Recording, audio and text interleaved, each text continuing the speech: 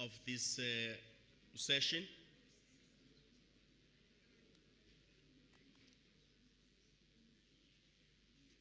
Please, ushers at the doors, please close the doors so that we can start our second segment of the session.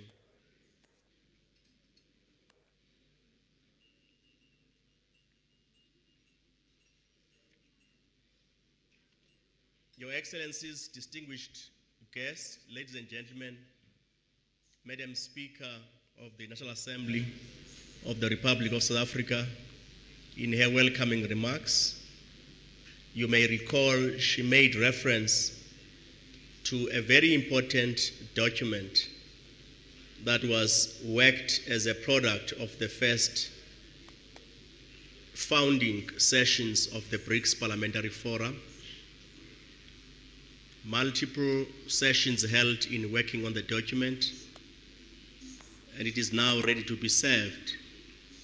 And it's important to get a background around the engagements around it, leading to where it is now. For that session, I would like to invite Honorable Boroto, our House Chairperson in the National Assembly of the Republic of South Africa, to take stage and preside over this session. Over to you, Honorable Boroto.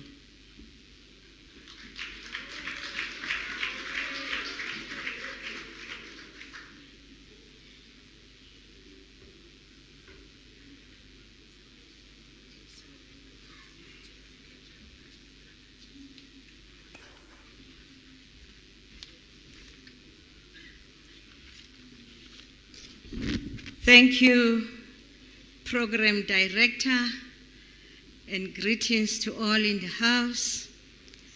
Let me greet the Speaker of the National Assembly, Mama Nosiviwe Mapisa-Nqakula, the Chairperson of the NCOP, National Council of Provinces, Tatuma Sonto, the Deputy Speaker, Tate Lichisa Tsinoli, the Deputy Chair, Mam Lucas, and also acknowledge our speakers from our neighboring countries.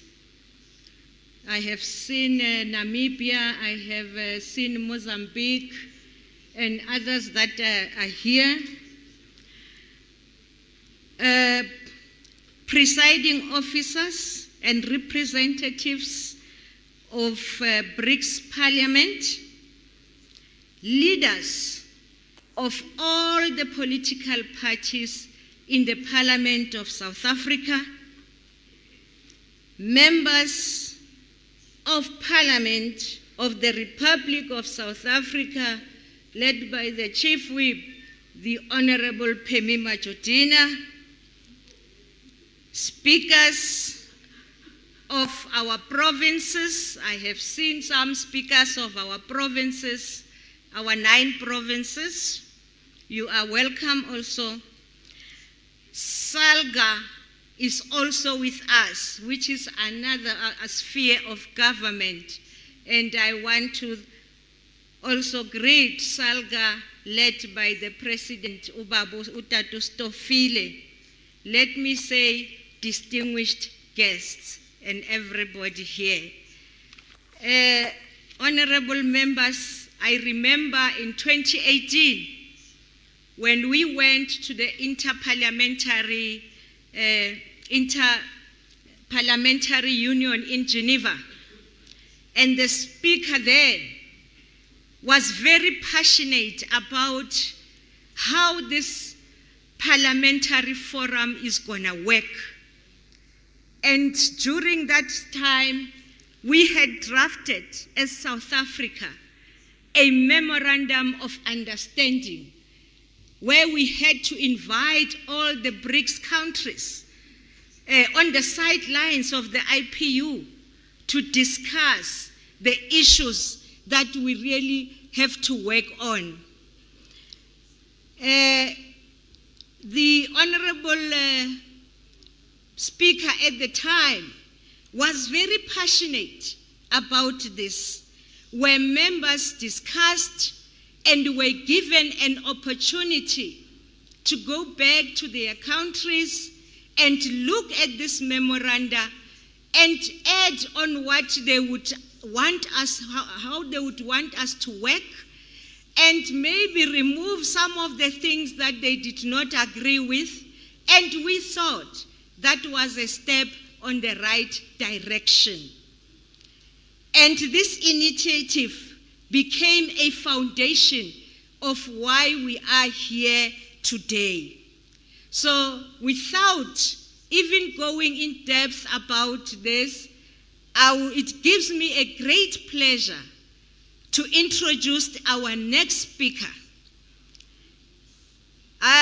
And our next speaker is the former Deputy President of the country, of the Republic of South Africa, and also two-term Speaker of the National Assembly, former Speaker of the National Assembly, Mama Ubaleka Mbete, who will give us the background of history of the Memorandum of Understanding of BRICS Parliaments. Thank you, honorable members and guests.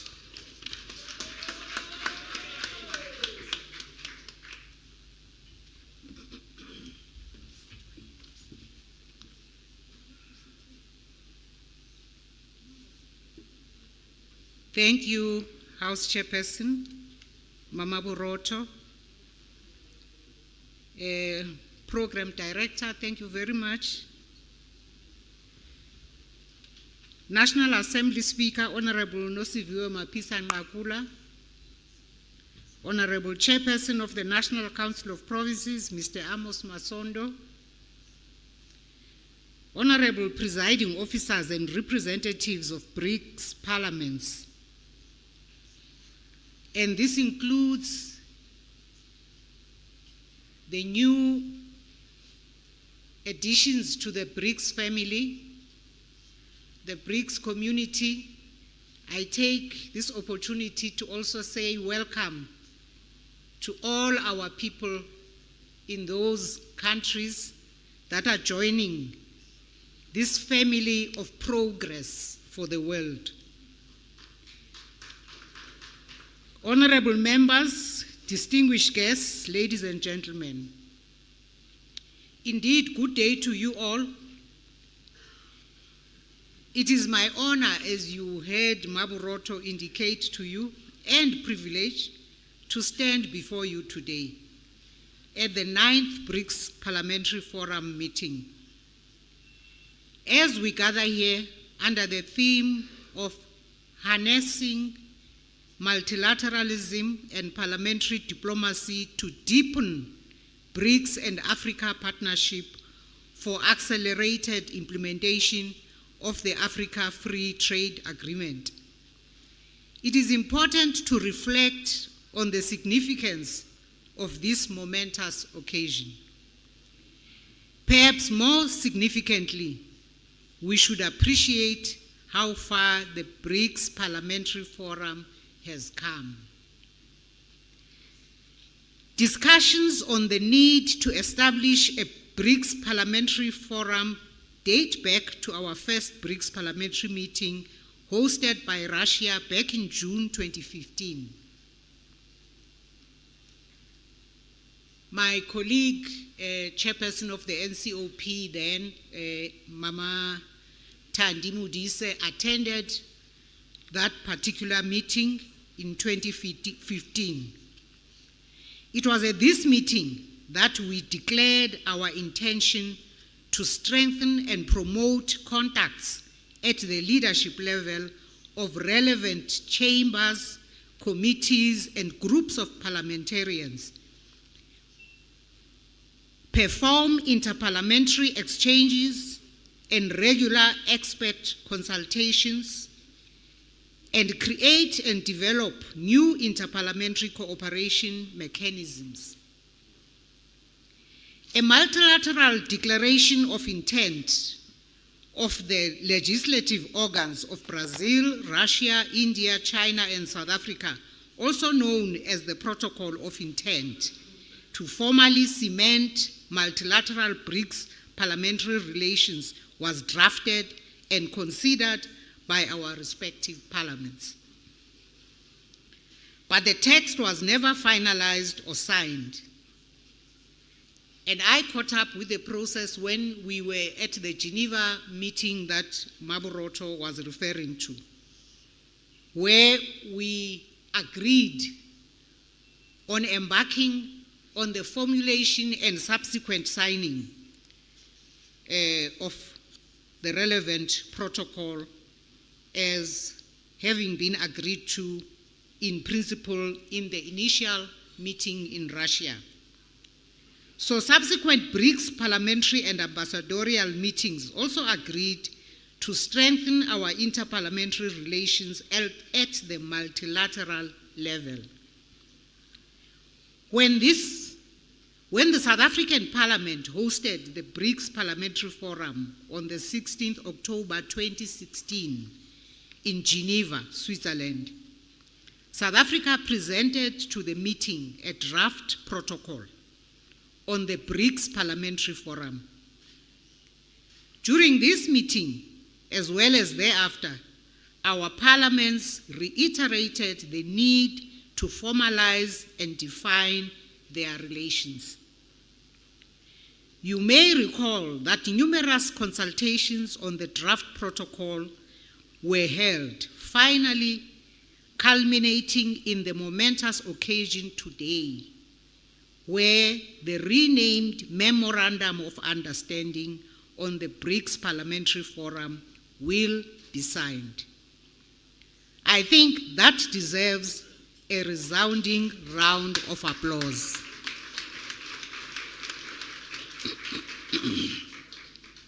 Colleagues, your presence here today, I'm your colleague, even though I'm retired.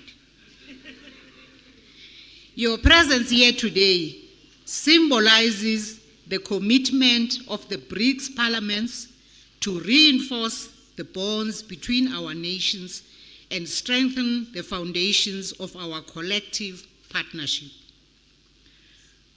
By signing the Memorandum of Understanding on the BRICS Parliamentary Forum, BRICS parliaments are establishing a platform that seeks to streamline and coordinate our parliamentary contributions to the vision of BRICS. I firmly believe that such coordination will ensure that BRICS parliaments can maximize their parliamentary efforts towards complementing the work of BRICS governments in pursuing a more inclusive, just, and equitable world order. Honorable members, Africa's prosperity has always been a top priority for South Africa. Our vision of continental and regional integration, enhanced interconnectivity, and cross-border infrastructure development are critical components of ensuring a peaceful, stable, and prosperous South Africa and Africa. We are therefore very excited about the African Continental Free Trade Area, AFCFTA, and the potential it holds for our continent. The AFCFTA is one of the flagship projects of Agenda 2063, Africa's development framework. The creation of the AFCFTA was approved by the 18th Ordinary Session of the African Union Assembly of Heads of State and Government, held in Addis Ababa, Ethiopia in January 2012. Essentially, this free trade area seeks to create a single market for goods and services, facilitated by movement of persons in order to deepen the economic integration of the African continent. Honorable members, the AFCFTA will be the largest free trade area in the world, measured by the number of countries participating. The pact connects 1.3 billion people across 55 countries with a combined gross domestic product valued at $3.4 trillion US. It has the potential to lift 30 million people out of extreme poverty, the biggest headache in particular of African women. The African Union's adoption of its theme for the year 2023, Year of AFCFTA, Acceleration of the African Continental Free Trade Area Implementation, attests African leaders' commitment to ensuring the success of the AFCFTA. It is absolutely crucial for all hands to be on deck to accelerate the effective implementation of the AFCFTA, to fully benefit the African citizenry and achieve the aspirations and goals of the African Union's Agenda 2063. In this light, parliaments, those of Africa and of BRICS nations, also have a key role to play in contributing to the AFCFTA's success. As we embark on this journey to accelerate the implementation of the AFCFTA, it is important to recognize the significant benefits it holds not only for the African continent, but also for BRICS nations. The AFCFTA presents numerous opportunities for BRICS countries to strengthen their economic ties and enhance cooperation. Allow me to highlight some of the benefits. Market expansion, that's the first one. The vast African market the AFCFTA creates provides BRICS nations access to new consumers and diverse investment opportunities, promoting trade expansion and economic growth. The second one is enhanced trade flows. The AFCFTA aims to significantly boost intra-Africa trade, presenting BRICS nations with an avenue to increase their trade volumes and diversify their export destinations within the continent. Thirdly, investment opportunities. BRICS nations, as major investors in Africa, can benefit from the improved investment climate and the creation of a more predictable trade environment, thereby facilitating business expansion and deepening economic ties. The fourth one is industrial development.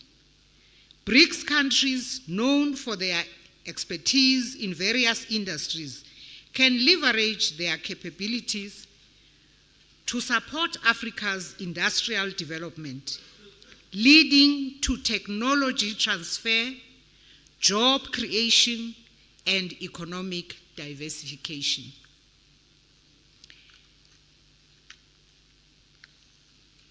The next one is the infrastructure development.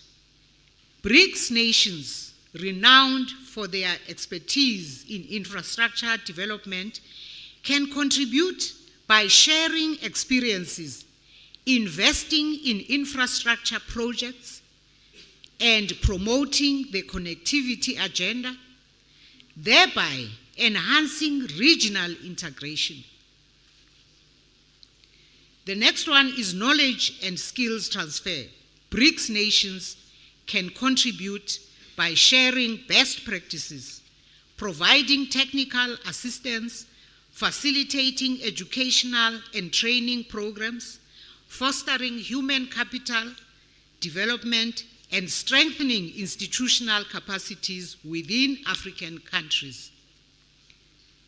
The next is strategic partnerships. By collaborating through joint ventures, research and development initiatives, and technology sharing arrangements, BRICS nations can forge stronger economic ties and foster long-term win-win relationships.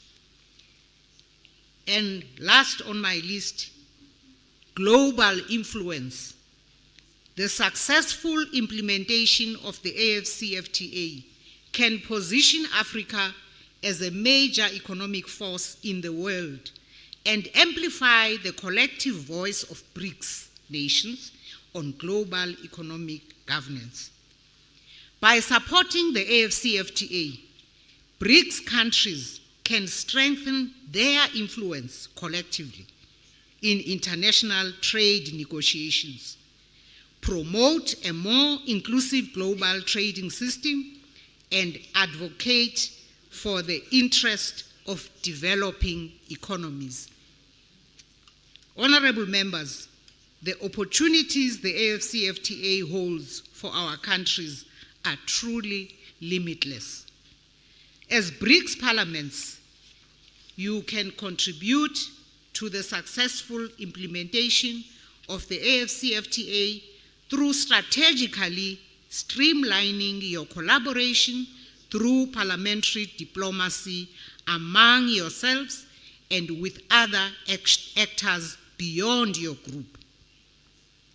It is through open dialogue, cooperation, and the exchange of ideas that we can find common ground and further solidify the significant progress the BRICS configuration has made. The MOU that will be adopted today is a major milestone step towards this goal. Together, let us harness the power of multilateralism and parliamentary diplomacy to deepen the BRICS and Africa partnership and accelerate the implementation of the AFCFTA and contribute to the prosperity and development of our nations and the world as a whole, but in particular, our poor people.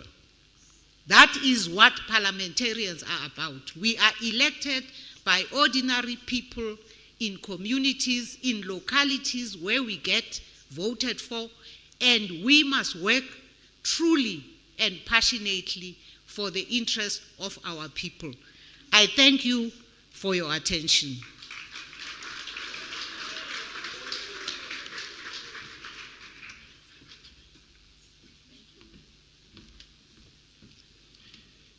Thank you very much to our House Chairperson who presided over this session. I would now call on Honorable Singh, the Chief Whip of the Inkatha Freedom Party in the National Assembly of the Republic of South Africa, to provide a vote of thanks for this session. Over to you, sir. Thank you very much to our program director. I greet the chair of the session, Mabroto. I greet my former speaker and deputy president, Mbeta. So good to see you, and so good to see that a dream and a vision that you had is going to be realized today. I'm very glad to have been asked to move the vote of thanks to Speaker Mbeta and Deputy President Mbeta, because I was one of the class of 1994 with her, and I also know that we walked these hallowed grounds when we were working on the Constitution during the CODESA days, and she was an active participant, and also a spokesperson for the ANC at that time, Mbete, talking about the progress being made in the drafting of the Constitution. So it gives me great pleasure to be here and to greet His Excellencies that are here, the presiding officers that are here, our guests from abroad, and of course my fellow members of Parliament from the National Assembly of South Africa and the NCOP, as well as members of Parliament from the other countries. Honorable Mbete, I think this is certainly a milestone in reaching this Memorandum of Understanding today. But the Memorandum of Understanding must not just be nice words written on paper, on glossy paper. We, as members of Parliament, have a responsibility to give tangible expression to what is contained in the Memorandum of Understanding. It will require a lot of work and cooperation amongst all our parliaments within the BRICS family to ensure that legislation that we enact in our respective parliaments resonate with each other in terms of issues like climate change and other issues affecting particularly the African people of the continent. Madam Speaker, I can still call you Madam Speaker, just tomorrow, on the 1st of October, a carbon adjustment mechanism is going to be introduced by the EU called CBAM, in short. And what CBAM does, it's going to restrict the exportation of certain products from our African countries into the EU, which are carbon intensive. It's going to affect products like aluminium, iron and steel, and many other products. And I think we as countries within Africa have to be very alive to the fact that we will not be able to export these commodities in the quantities that we certainly do. So we have to find other markets. We as legislators have to find other avenues to ensure that Africa prospers and that we are recognized as a developing continent. We have great opportunities as a continent, and Madam Speaker, you have set the scene. As Honorable, our current Speaker, Speaker Ngakula said, and you, Honorable Broto, you were the driver of this initiative. And I think ours is to say to you today, as members of Parliament, and to get a commitment that we will not let you down in ensuring that over time, the objectives that you have set out in this Memorandum of Understanding are met. So on behalf of all of us that are here, I would like to thank you very, very much for this initiative, for this driving force. You continue to be a driving force in our country. You might have said that you've retired, but we know that you are involved in other activities that will promote this country, promote our heritage, and ensure that we are recognized. So thank you very, very much for your time, for your passion, for your drive. We all certainly appreciate it. Thank you very much.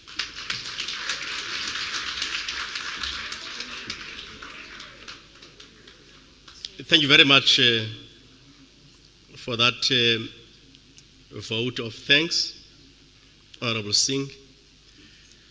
Your Excellencies, distinguished guests, we will now break for lunch.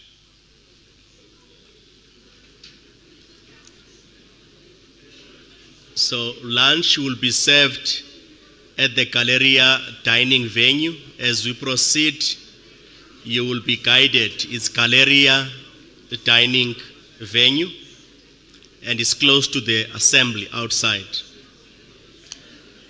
Allow me also, honorable delegates, to also indicate to those delegates who may want to utilize our prayer services room. The hotel has made provision for those rooms at the Met Court Hotel. For those delegates who may want to utilize rooms for prayer services, there is provision for a room at the Met Court Hotel. It will be room 109, and the keys may be collected at room 110.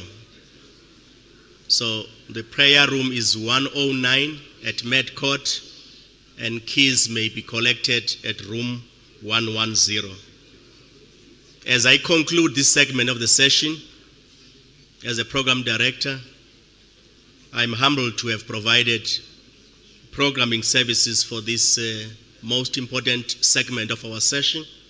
And with your indulgence, may I respectfully request that we return back to the Assembly at 13:30 sharp.